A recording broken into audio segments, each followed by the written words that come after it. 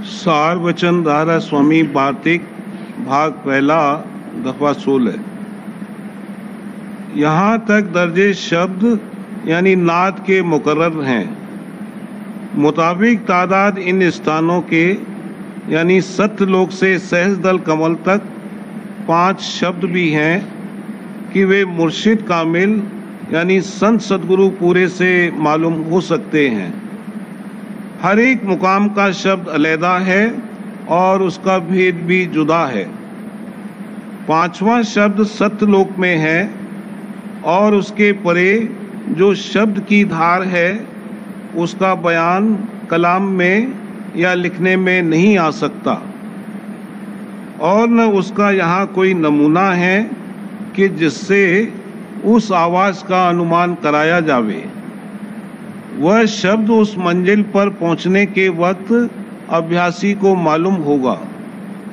यह 5 शब्द निशान उन 5 स्थानों के हैं और उन्हीं की धुन पकड़कर एक स्थान से दूसरे स्थान पर दर्जे बदर्जे ऊंचे की तरफ यानी धुर स्थान तक सूरत चढ़ सकती है और किसी जुगत से खासकर इस कलयुग में सूरत का चढ़ना हरगिज मुमकिन नहीं है। दफा 17। मालूम होवे कि धुर स्थान यानी अंत पद जो राधा स्वामी है उसमें रूप और रंग और रेखा नहीं है, बल्कि शब्द भी वहाँ गुप्त है। वहाँ का हाल कुछ कहने और लिखने में नहीं आ सकता। वह विश्राम का स्थान परम संतों का है। दफा 18। जैसे कि सत्यलोक से सहस्रदल कमल तक 6 मुकाम उल्वी यानी आसमानी है, इसी तरह 6 स्थान सिफली यानी पिंड के भी उनके नीचे हैं, जो कि असल में अक्स यानी छाया उन ऊंचे स्थानों की हैं और नाम और स्थान उनके जुदा जुदा लिखे जाते हैं। हरचंद के मुताबिक उपदेश हुजूर राधा स्वामी साहब के और बमुकाबले उस आसान और सहज युक्ति के जो उन्होंने दया करके प्रकट की, अब अभ्यासी को कुछ ज़रूरत तय करने उन नीचे के मुकामों की नहीं रही। फिर भी वास्ते इतला और समझने के और दूर करने शक और संशय और गलती के, जो कि इस वक्त में वाचक ज्ञानियों और विद्यावानों ने बहुत पैदा कर दिए हैं, इन नीचे के मुकामों का भी थोड़ा सा लिखना मुनासिब और ज़रूर मालूम हुआ। इन 6 मुकामों को खट चक्र कहते हैं और यह सब मुकाम पिंड यानी देह से ताल्लुक़ रखते हैं और जो उल्वी यानी आसमानी है उनका ताल्लुक़ ब्रह्मांड से है और ब्रह्मांड के परे। दफा 19। पहला चक्र दोनों आँखों के पीछे है और यहाँ बासा सूरत यानी रूह का है और वह इसी मुकाम से पिंड में दर्जे बदर्जे नीचे के 5 चक्रों में होकर फैली। इसका नाम परमात्मा है और बहुतेरे मत और मज़हबों का खुदा और ब्रह्म और भगवान यही है और यही मुकाम जागृत अवस्था असली जीव का है और यहाँ से भी पैगंबर और अवतार और वली और योगी और सिद्ध प्रकट हुए। दफा 20। दूसरे चक्र का मुकाम कंठ यानी गले में है। इस जगह सूरत यानी जीवात्मा का अक्स कंठ चक्र में ठहर कर स्वप्न की रचना दिखलाता है और विराट स्वरूप भगवान और आत्मपद बहुत से मजहब और मतों का यही है और देही के प्राण का स्थान भी यही है। दफा 21। तीसरा चक्र हृदय में है और दिल यानी पिंडी मन का यही स्थान है और शिव शक्ति की छाया का इस जगह पर वासा है। इस स्थान से इंतजाम यानी बंदोबस्त कुल पिंड का हो रहा है पर मालूम होवे कि यहाँ पिंड यानी जिस्म से मतलब सूक्ष्म शरीर से है और संकल्प विकल्प सब इसी स्थान से पैदा होते हैं। रंज और खुशी और खौफ और उम्मीद और दुख और सुख का भी असर इसी स्थान पर होता है। दफा 22। चौथा चक्र नाभि कमल। इस जगह पर विष्णु और लक्ष्मी का वासा है और परवरिश तन की इसी मुकाम से हो रही है और भंडार प्राण कसीफ यानी स्थूल पवन का इसी स्थान पर है। दफा 23। पांचवा इंद्री कंवल। इस जगह पर ब्रह्मा और सावित्री का वासा है। पैदाइश जिस्म स्थूल की और उसकी ताकत और काम वगैरह का ज़हूर इसी स्थान से है। दफा 24। छठा गुदा चक्र। इस स्थान पर गणेश का वासा है और जो कि अगले वक्त में प्राणायाम यानी अष्टांग योग का अभ्यास इसी मुकाम से शुरू किया जाता था। इस सबब से अव्वल यानी प्रथम पूजा मालिक छठे चक्र की यानी गणेश जी की हर काम में मुकर्रर की गई। दफा 25। अब मालूम होवे कि यह सब स्थान उल्वी और सिफली अंतर में है। बाहर के स्थानों से कुछ गरज नहीं है। दर्जात सिफली गुदा चक्र से आंखों के नीचे तक खत्म हुए। इस वास्ते पिंड की हद आंखों तक है और इसी को 9 द्वार का पसारा भी कहते हैं और वह 9 द्वार यह हैं: 2 सुराख आंखों के, 2 सुराख कानों के, 2 सुराख नाक के, 1 सुराख मुख का और 1 सुराख इंद्री और 1 सुराख गुदा का। प्रेम पत्र राधा स्वामी तीसरा भाग सिलसिला वचन 24वां भाग दूसरा। वर्णन उन 3 बातों का जो बिसरनी चाहिए। पहली, परमार्थी को अपने मन का मान घटाना और दूर करना चाहिए। ये सब अवगुणों में बहुत भारी और जबर और बारीक विकार है और बहुत दिक्कत से और बहुत देर में घटता और दूर होता है। चाहे जिस कदर कोशिश की जावे, थोड़ा बहुत झीने से झीना मान मन में धरा रहता है और वक्त वक्त पर प्रकट होता रहता है। इसके दूर करने का जतन सिवाय सुरत शब्द मार्ग के अभ्यास के कि जिससे सुरत और मन पिंड देश को छोड़कर ब्रह्मांड में और फिर वहां से मन से अलहदा होकर सुरत दयाल देश की तरफ चढ़ेगी और कोई नहीं है। यानी जब तक कि सुरत पिंड में रहेगी तब तक इस विकार का कतई दूर होना मुमकिन नहीं है। चाहे कुछ कम हो जावे या कहीं कहीं और किसी वक्त बिल्कुल जाहिर न होवे, क्योंकि जड़ इसकी ऊंचे देश में है और जब तक कि ये विकार यानी मान और अहंकार मन में बसे रहेंगे तब तक सच्ची दीनता सद्गुरु और प्रेमी जन और कुल मालिक के चरणों में जैसा कि चाहिए नहीं आवेगी और न पूरा फायदा परमार्थ का यानी प्रेम हासिल होगा। इस वास्ते परमार्थी को चाहिए कि जैसे बने तैसे इस विकार को अपने मन से हटावे और घटावे और अपनी ताकत और जात और पांत और धन और हुकूमत और गुण और जौहर की बड़ाई को भुलावे और किसी मौके पर और किसी काम और किसी बात में उसको पेश न करे और न उसकी याद और ख्याल मन में लावे।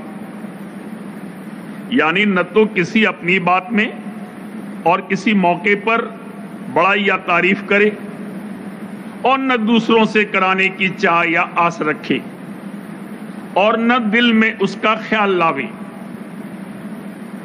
और जब कोई अनजानता से या जानबूझकर जिद और हसद से कोई वचन ओछा या अपमान का इससे कहे तो उस वक्त अपनी ताकत या बड़ाई का ख्याल करके गुस्सा और रोष न करे, और न कहने वाले से और किसी वक्त एवज लेने का इरादा करे, और न ऐसा समझे कि मेरा अपमान हुआ या इज्जत में खलल आया, बल्कि अपने आपे को नीच और नाकारा समझकर ये ख्याल करे कि वो ऐसे ही बल्कि ज्यादातर ओछे और अपमान के वचनों के लायक है। जहां किसी का स्वार्थ यानी दुनियावी मतलब अटका होवे, वहां हर कोई मान बड़ाई छोड़कर सच्ची दीनता करता है, और इसी तरह अपने से जबर के रूबरू भी दीनता से बरतता है। फिर बड़े अफसोस की बात है कि ये जीव दुनिया के मतलब के वास्ते तो सब किस्म का मान और अहंकार छोड़ देवे, और परमार्थ में कोई न कोई या किसी न किसी किस्म के मान का अंग लेकर उल्टा अपना मान और आदर चाहे और सच्ची दीनता न करे। इससे ये बात जाहिर होती है कि उस शख्स ने परमार्थ की दौलत की कदर न जानी और दुनिया की मान बड़ाई और विद्या बुद्धि और धन और हुकूमत और गुण वगैरह को बड़ा समझा। फिर ऐसे शख्सों को सच्चे प्रेम की दात कैसे मिले? भक्ति और प्रेम मार्ग में सच्ची दीनता एक बड़ा जौहर या जेवर और भारी सिंगार समझा जाता है। जिसमें ये अंग नहीं पाया जाता या वो बेपरवाही और निडरता के साथ परमार्थियों से बर्ताव करता है, तो राधा स्वामी दयाल उस पर प्रेम की बख्शिश हरगिज नहीं करेंगे, और वो अपने अहंकार के सबब से गहरे परमार्थ से खाली रहेगा। क्योंकि राधा स्वामी दयाल का ये हुक्म है कि दीन गरीबी मत इस जुग का और गुरु भक्ति कर परमान। सो जब तक मन में दीनता न आवेगी, तब तक गुरु और साध और कुल मालिक के चरणों में सच्चा प्रेम नहीं आवेगा, और इसी सबब से दया भी नहीं आवेगी और परमार्थी तरक्की भी नहीं होवेगी। दूसरी, परमार्थी को मन और इंद्रियों के भोग और माया के रचे हुए पदार्थों को जहां तक बन सके चित्त से बिसारना चाहिए, और उनमें जरूरत के मुआफिक बर्ताव करना मुनासिब है। लेकिन फिजूल ख्वाहिशें सूरज चैतन्य की धार को नीचे और बाहर की तरफ बहाती हैं, और इसमें अभ्यासी का किसी कदर नुकसान होता है। भोगों और पदार्थों में खेच शक्ति बहुत है, और वो मन और इंद्रियों को लुभाकर अपनी तरफ खींचते हैं, लेकिन इसमें मन की चाह और तरंग भोगों के रस लेने की उनकी खेच शक्ति को जगाती है। क्योंकि जो मन में तरंग न उठे तो चाहे जैसे भोग और पदार्थ सन्मुख आवे, तो वो मन और इंद्रियों को लुभा नहीं सकते।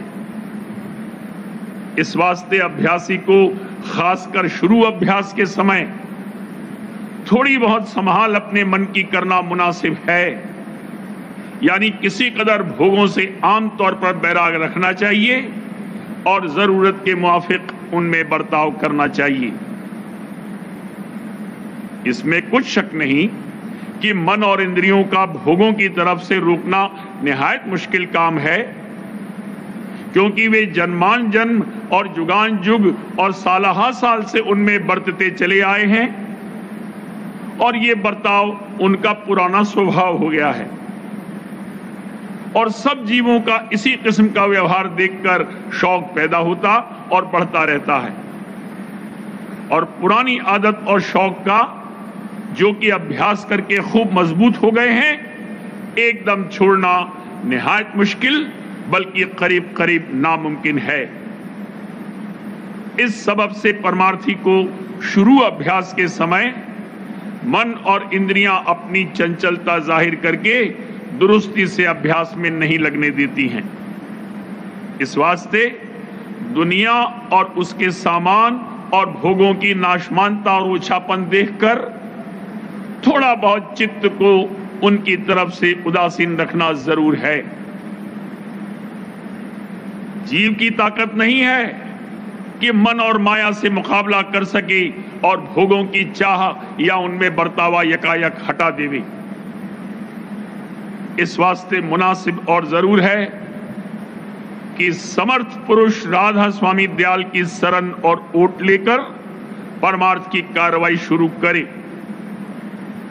और उनकी दया का बल लेकर मन और इंद्रियों से मुकाबला करता रहे, तो आहिस्ते आहिस्ते वे किसी कदर ज़ेर होते जावेंगे और अभ्यास में कुछ कुछ रस मिलता जाएगा और बाकी संभाल और उनके जोर से बचाओ राधा स्वामी दयाल अपनी दया से आप फरमावेंगे और एक दिन मेहर और दया से धुर घर में इनसे जिता कर पहुंचा देंगे। जीव को मुनासिब है कि राधा स्वामी दयाल के चरणों में प्रीत और प्रतीत बढ़ाता रहे और जिस कदर बन सके अपना अभ्यास नेम से दुरुस्ती के साथ करता रहे। बाकी जो कुछ कसर होगी वो अपनी दया से दूर करेंगे और अपना बल देकर सब विघ्न और विकार हटा देंगे। जीव को इस कदर एहतियात करना लाजिम और मुनासिब है कि जहां तक बन सके भोगों की फिजूल चाह और तरंगे हटाता रहे और भोगों और पदार्थों की याद या उनका ख्याल मन में न लावे, सिवाय इसके कि जिस कदर वास्ते गुजारे के दुनिया और देह में जरूर और मुनासिब है। और यह भी मुनासिब है कि मन और माया और इंद्रिय वगैरह को जो कि परमार्थ में विघ्न कारक हैं, जोरावर, बैरी और दुश्मन समझकर और अपने तई निबल और कमजोर देखकर अपने रक्षक कुल मालिक राधा स्वामी दयाल की याद बढ़ाता रहे और जब जब दुश्मनों का जोर ज्यादा हुए तब उनकी दया और सहायता मांगता रहे और अपनी भूल चूक पर शर्माता और पछताता रहे। तीसरी, परमार्थी को होशियारी रखनी चाहिए कि भोग विलास वगैरह की गुनावन न उठावे और न उनका चिंतवन करे और न आशा बांधे और न तृष्णा जगावे, क्योंकि आशा और गुनावन भोगों की ज्यादा नुकसान करती है बनिस्बत उस भोग के एक या दो बार भोग लेने के। गुनावन और चिंतवन जिस किसी भोग की जावे और उसके प्राप्ति की आशा बांधकर जतन शुरू किया जावे तो ज्यादा वक्त और ख्याल और बुद्धि उस भोग के करने और उसकी प्राप्ति के जतन के विस्तार में लगेंगे और शौक उसकी प्राप्ति का बढ़ता जाएगा और जब वो भोग जतन करके प्राप्त होगा तब मन और इंद्रियां उसमें ज्यादा शौक और जोश के साथ लगेंगे और बारंबार उसके भोगने की चाह जगाकर तृष्णा बढ़ावेंगे और इस तरह वो तरंग मन में बहुत जबर होकर अभ्यास में खलल डालेगी और जो कभी प्राप्ति न हुई तो मन को बहुत दुख होगा। जो कोई चाह के उठने के बाद फौरन उस भोग को भोग लेगा तो ज्यादा देर ये चाह मन में नहीं बसेगी और न बार बार उसका ख्याल उठेगा, बल्कि परमार्थी ऐसी चाह उठने और उसके पूरा होने के पीछे अपने मन में थोड़ा बहुत शर्मावेगा और पछतावेगा और फिर वैसी चाह कम उठावेगा। लेकिन जिसके मन में चाह जबर है वो उसकी गुनावन और उसको पूरा करने के लिए जतन किए बगैर नहीं मानेगा और उसके मन में पछतावा भी जल्द नहीं आवेगा और जो कोई उसको रोकेगा या समझौती देवेगा उससे नाराज होगा, बल्कि दुश्मनी करेगा और जब तक कि भोग पूरा नहीं कर लेगा या उस चाह के निमित्त जतन करने में कुछ दुख नहीं पावेगा, तब तक उसको नहीं छोड़ेगा। भोग की गुनावन करने में किसी कदर रस मिलता है और मन ऐसे ख्यालों के विस्तार करने में मगन होता है। इस सबब से वो तरंग पक जाती है और गुनावन का रस पाकर मन बारंबार उसको उठाता है। इसी तरह अनेक भोगों की अनेक तरंगें मन में बस जाती हैं और वक्त वक्त पर प्रकट होकर मन को अभ्यास में नहीं लगने देती हैं। और परमार्थ में जरूर है कि मन तरंगों और उनकी गुनावन से खाली हुए। इस वास्ते परमार्थी को इस बात की एहतियात जरूर चाहिए कि जहां तक मुमकिन हुए किसी भोग की फिजूल इच्छा न उठावे और उसकी गुनावन में अपना वक्त बर्बाद न करे, और मामूली और जरूरी चाह जो हैं उनमें दस्तूर के मुआफिक थोड़ी एहतियात के साथ बरतता रहे, पर जहां तक बन सके उनकी याद और गुनावन मन में कम करे और हटाता जावे, बल्कि दुनिया की तरंगों से उसको किसी कदर खाली करे। परमार्थी तरंगे और ख्याल जैसे